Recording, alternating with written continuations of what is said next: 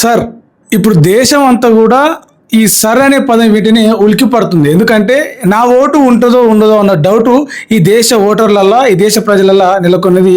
ఒక తెలంగాణలోనే దాదాపు 80 లక్షల ఓట్లు, అంటే దాదాపు కోటికి దగ్గర ఏదైతే ఒక పార్టీని అధికారాన్ని డిసైడ్ ఫ్యాక్టర్ డిజిటు ఇలా తెలంగాణలో ఓట్లు తొలగించబడే సార్ ప్రక్రియ ద్వారా.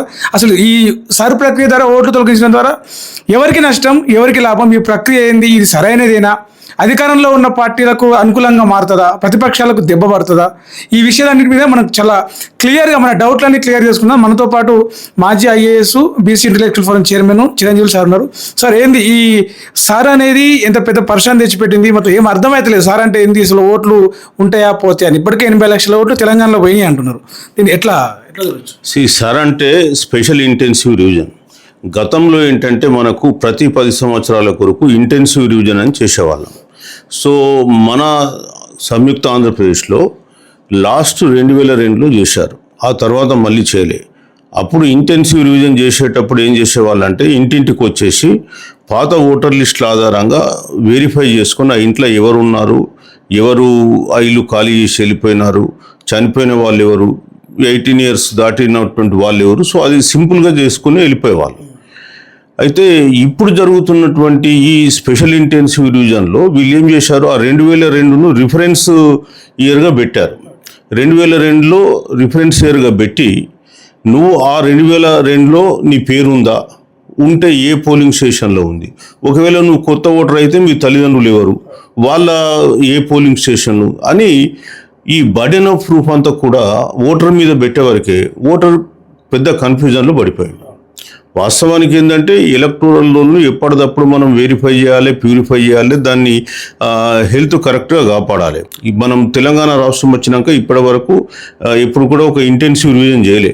ఎలక్షన్ టైంలో మనం ఏం చేస్తున్నాం, మొత్తం ఓటర్లు ఎంతమంది సార్ తెలంగాణలో 3.38 లక్షల ఓట్ల 3.38 కోట్ల ఓటర్స్, అంటే 3,38,00,000 ఓటర్స్ తెలంగాణలో ఉన్నారు.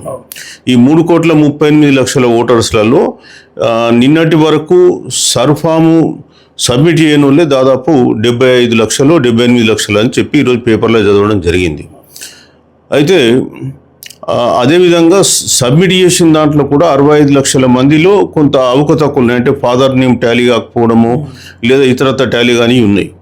ఇక ఈ 78 లక్షల్లో వాళ్ళు వెరిఫై చేసుకుంటే దాదాపు 40 లక్షల మంది మైగ్రేషన్ మీద వెళ్ళిపోయిన ఖాళీ చేసిన వాళ్ళు ఉన్నారు. సుమారు 8 లక్షల మంది చనిపోయిన వాళ్ళు ఉన్నారు.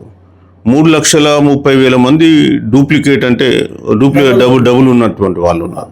సో ఇట్లా రకరకాల ఆబ్సెంటీ, షిఫ్ట్, డెడ్ ఓటర్స్, ఇట్లా రకరకాల ఓటర్స్ ఉన్నారు. సో ఇప్పుడు అవన్నీ తీసేస్తే దాదాపు 1 కోటి మంది ఓట్లు గల్లంతయ్యేటువంటి పరిస్థితి ఏర్పడ్డది. ఇవాళ ఈ స్పెషల్ ఇంటెన్సివ్ రివిజన్ అనేటువంటి ప్రాసెస్ 2002 రిఫరెన్స్ పాయింట్గా పెట్టి నువ్వు ఆ రోజులో నువ్వున్నావా, మీ తల్లిదండ్రులు ఉన్నారా అని ప్రూవ్ చేయించుకునేటువంటిది పెట్టే ప్రక్రియ ఏదైతే ఉందో అది కంబర్సమ్ ప్రొసీజర్. అనవసరంగా ఓటర్స్ను ఇబ్బంది పెట్టే ప్రసక్తి. 2002లో ఎట్లయితే సింపుల్గా ఇంటికి వచ్చేసి రాసుకొని వెళ్ళిపోయేసి వాళ్ళందరికీ ఓటర్ లిస్టులలో మనం ప్రొవైడ్ చేసేవాళ్ళం, ఆ పద్ధతి ఫాలో అయి ఉంటే ఇవాళ ఎవరికి ఇబ్బంది అయ్యేది కాదు. మరి ప్రభుత్వాలు ఏ ఉద్దేశంతో 2002 నాటికి, ఇక్కడ ఎందుకంటే తెలంగాణలో 2002, కొన్ని రాష్ట్రాల్లో 2003 కూడా ఉన్నాయి. అంటే ఇంటెన్సివ్ రివిజన్ అయినటువంటి లాస్ట్ ఇంటెన్సివ్ రివిజన్ 20 ఏళ్ళ నుంచి దాదాపు 24 ఏళ్ళ నుంచి ఇంటెన్సివ్ రివిజన్ చేయలే. చేసి ఉంటే ఇవాళ ఈ సమస్య వచ్చేది కాదు. ఇప్పుడు వచ్చేసి నువ్వు మళ్ళీ 25 ఏళ్ళ కిందట నీ ఓటు ఉన్నదా లేదా, మీ తల్లిదండ్రుల ఓటు ఉందా, ఉంటే ఏంది, తండ్రిది ఎక్కడ తల్లిది ఎక్కడ, ఎందుక ఇంత ఓటర్స్. ఇప్పుడు ఇంత టెక్నాలజీ వచ్చింది, ఇట్లా టక్కున ఒక బటన్ నొక్కితే ఇన్ఫర్మేషన్ మొత్తం వచ్చేస్తుంది. దాన్ని యూజ్ చేసుకోకుండా, ఇంత టెక్నాలజీని వాడుకోకుండా మళ్ళీ వెనకటికి 20 ఏళ్ళ క్రితం నాటి కాగితాలు ఆ చరిత్ర అంతా వేయాలంటే, అంటే ఓటర్లు తెలవని వాళ్ళు ఉంటారు, చదువుకునే వాళ్ళు ఉంటారు, అంటే కుదరని వాళ్ళ సర్ ప్రక్రియలో జస్ట్ ఒక చేసేదాన్ని ప్రాసెస్ తెలియక టైం కుదరని వాళ్ళు ఉంటారు. అంటే వాళ్ళందరూ తమ ఓటు హక్కును కోల్పోవాల్సిందేనా? ఇప్పుడు అదే పరిస్థితి క్రియేట్ చేశారు పాలకులు. అందుకని రాజకీయ పార్టీలు కూడా ఓట్లు పోతాయనే ఉద్దేశంతో వాళ్ళు చాలామందికి ఏం చేస్తున్నారంటే హెల్ప్ చేయడానికి హెల్ప్ డెస్కులు, రకరకాల డెస్కులు పెట్టుకుని చేయడం జరిగింది. అయితే మనం ఏమంటున్నామంటే ఇంత కంబర్సమ్ ప్రొసీజర్ అవసరం లేదు. నువ్వు ఫామ్ ప్రింట్ చేసి ఆ ఫామ్లో మీ తల్లిదండ్రులు ఎవరు, అంటే ఇప్పుడు కొత్త ఓటర్స్కు నువ్వు అక్కడ ఎక్కడ ఉన్నారు ఇప్పుడు ఆ పోలింగ్ స్టేషన్లు ఏంటి, ఆ వెతుకుడు ఏంటి, ఆన్లైన్లో నేను పెట్టినంత మాత్రాన ప్రతి ఒక్కరికి ఆన్లైన్ యాక్సెస్ చేసుకునే పరిస్థితి లేదు. ఒక విధంగా చెప్పాలంటే ఇది చేస్తుంది election commission of India. Election commission of India మరి గవర్నమెంట్ ఆఫ్ ఇండియా ఇన్స్ట్రక్షన్స్ మీద చేస్తుందా లేదా ఈసీఐ తమ ఓన్ డెసిషనా కానీ తెలియదు. కానీ వాస్తవానికైతే ఇది సిటిజన్స్ను మటుకు 100% ఇబ్బంది పెడుతున్నటువంటి ప్రక్రియ. గతంలో లాగా సింపుల్గా చేసి ఉంటే ఎలాంటి ఇబ్బంది ఉండేది కాదు. ఇవాళ అనవసరంగా ప్రజలను ఇబ్బంది పెట్టి ఒక లేనిపోయిన యాంగ్జైటీ క్రియేట్ చేసి తర్వాత ఓటర్లు తొలగించబడ్డాక మళ్ళీ ఇంక్లూడ్ చేసుకోవడానికి దానికి ఒక పెద్ద ప్రొసీజర్ పెట్టి చివరకు ఇక్కడ తెలంగాణలో చూస్తే 1 కోటి మంది ఖచ్చితంగా ఎగిరిపోతారు. ఇక్కడ హైదరాబాద్లోనూ 40 లక్షల మంది వెళ్ళిపోతారు. సరే ఓటర్ లిస్టులు ప్యూరిఫై చేయు నువ్వు వద్దంట్లే కరెక్ట్గా ఉండాలని మేము కూడా కోరుకుంటాం. కానీ ఈ కోరుకునే ప్రక్రియలో అనవసరమైనటువంటి ఇబ్బందులు కల్పిస్తున్నారు. పాత ప్రాసెస్ బాగుండేది. ఈ ప్రక్రియలో ఒక రాజకీయ కోణం తీసుకుంటే ఏ పార్టీ అయినా అధికారంలో ఉన్న పార్టీ తమకు అనుకూలంగా వచ్చే పాలసీలను విధానాలను అధికార యంత్రాంగంతో పనిచేయించుకుని చేస్తూ ఉంటుంది. సో ఈ సార్ ప్రక్రియ ద్వారా ప్రతిపక్షాలను దెబ్బకొట్టి మళ్ళీ ఇంకోసారి దేశంలో అధికారాన్ని కాపాడుకోవాలని బీజేపీ ఏమైనా కొత్తగా ఒక స్కెచ్ లాంటిది ఏమైనా వేసింది అనుకోవచ్చు? అంటే ప్రతిపక్షాలు ఆరోపణ చేస్తున్నాయి కదా. ప్రతిపక్షాలు ఆరోపిస్తున్నాయి. వాస్తవంగా కూడా కొన్ని రాష్ట్రాలలో ఈ ప్రక్రియ అయిపోయిన తర్వాత ఎన్నికలు జరిగితే అక్కడ వెస్ట్ బెంగాల్లో అధికారం మారింది అనేది కూడా చాలా మంది విమర్శిస్తున్నారు.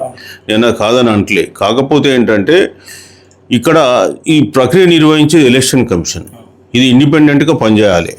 రాజ్యాంగంలో ఆ సంస్థకు స్వయం ప్రతిపత్తి ఉంది. వాళ్ళు ఎవరితో ఇన్స్ట్రక్షన్స్ తీసుకోవాల్సిన అవసరం లేదు. మీకు కావాల్సిన రాజ్యాంగ భద్రత మీకుంది.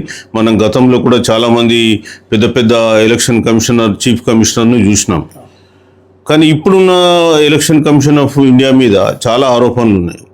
ఇంత ఇబ్బంది పెట్టేటువంటి ప్రక్రియ, ప్రజలను ఇబ్బంది పట్టే ప్రక్రియ వాళ్ళు చేపట్టి ఉండాల్సింది కాదు. సో మరి నేచురల్గా ప్రతిపక్షాలు అనుమానపడుతుంటాయి, ఆరోపణలు కూడా చేస్తూ ఉంటాయి. ప్రజలు కూడా నిజంగా ఇబ్బంది అనుభవిస్తున్నారు. కానీ దీనివల్ల ఉరగబెట్టేది ఏం లేదు. ఇప్పుడు మీ దగ్గర లేటెస్ట్ ఎలక్టోరల్ రోల్ ఉంది. ఆ ఎలక్టోరల్ రోల్ తీసుకెళ్ళి ఇంటింటికి వెళ్ళి మీరు ఉన్నారా లేదా, కొత్త వాళ్ళు ఎంతమంది అనేది ఇంటెన్సివ్ రివిజన్ చేసుకొని ఉంటే గతంలో 10 years కోసం జరిగినట్టే ఇప్పుడు కూడా ఇంటెన్సివ్ రివిజన్ చేసి ఉంటే ఈ ప్రక్రియ ఇబ్బంది ఉండేది కాదు. గతంలో ఇంకా మీకు బిఎల్ఓస్ లేవు. 2002లో చేసినప్పుడు బూత్ లెవెల్ ఆఫీసర్స్ లేరు. ఈ బిఎల్ఓస్ అంతా 2006లో వచ్చిండ్రు, 6, 7 వచ్చిండ్రు. సో ఇప్పుడు బిఎల్ఓస్ ఉన్నారు. ఆ లిస్టు తీసుకొని ఇంటికి వెళ్ళేసి ఫామ్స్ ఫిల్అప్ చేసుకొని వచ్చేదానికి దానికి 2002 డిఫరెన్స్ పాయింట్. నీది నువ్వు ఆ ఓటర్ లిస్టులో నువ్వున్నావా, మీ తల్లిదండ్రులు ఉన్నారా అనే ప్రూఫ్ చేసుకో. ఇది ఎక్కడి ప్రక్రియ అండి? ఇది డెమోక్రటిక్ ప్రాసెస్లో ఇంత ఇబ్బంది పెడతారు ఆ ఓటర్స్ను.